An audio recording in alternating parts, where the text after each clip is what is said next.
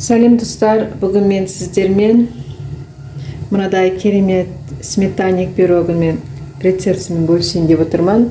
Менің каналыма тіркеліп, лайк басып, қоңыраушаны басып кетуді ұмытпаймыз. Комментарий жазып кетіңіздер. Ал енді бастайық. 100 грамм шекер, 1 шай қасық разрыхитель, 1 жұмыртқа, 150 грамм май және де 250 грамм ұн керек. Ал енді бастайық.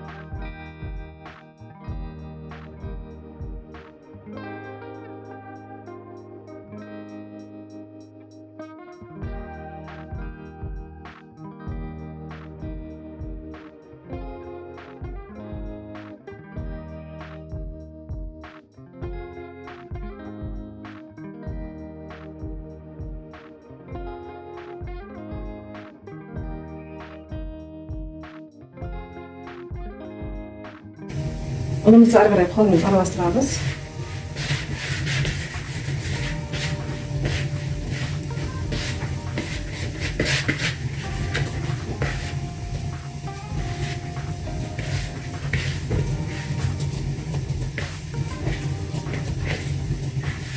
Дайын болды, енді табаға салып холодильникке қоямыз.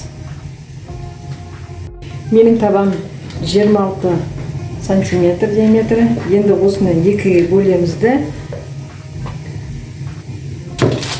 Осылай жаямыз.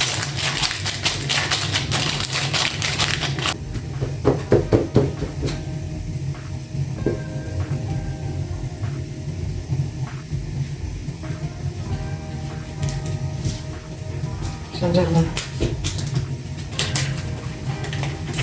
жаямыз осылай.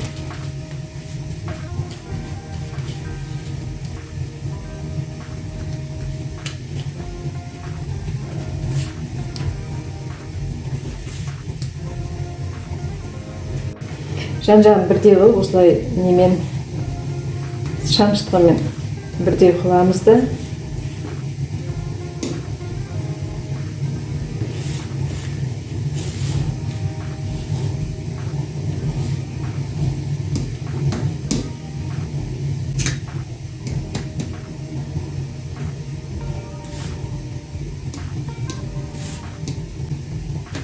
Енді нанымыз піскен уақытта көтеріп кетпеу үшін астын осылай шаншытқымен жасаймыз.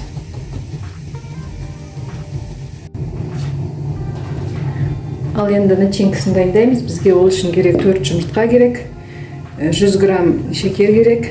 Осы шекер мен жұмыртқаны жақсылап араластырып аламыз да, үстіне 500 граммдай қаймақты құямыз.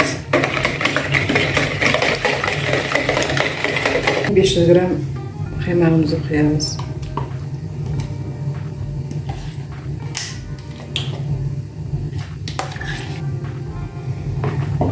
Жақсылап қасықпен араластырып аламыз.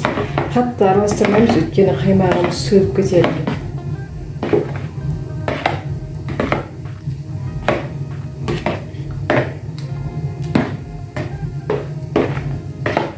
Келкілі қаймағымыз дайын болды.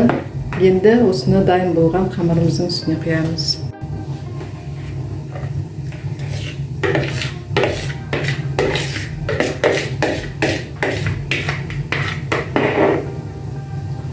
келтіріп бетіне жаямыз да 180 градусқа 35 минутта пісіріп аламыз.